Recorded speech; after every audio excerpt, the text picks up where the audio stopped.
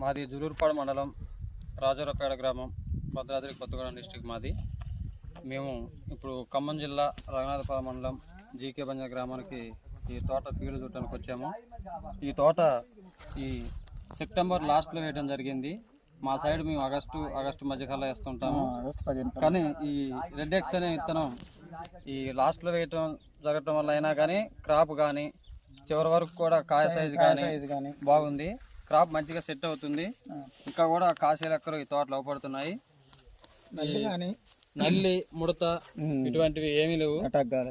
ఈ సీడు మట్టికి బాగుంది. మేము వేయాలనుకుంటున్నాం. కాయ మచ్చలేదు. కాయ చూడు ఎలా ఉందో, బాగుంది. జంప్ ఉంది. కింద నుంచి కూడా కాయ కింద కూడా బాగుంది. చూడండి ఎలా ఉందో కాయ. ఇంత మచ్చ కూడా లేదు.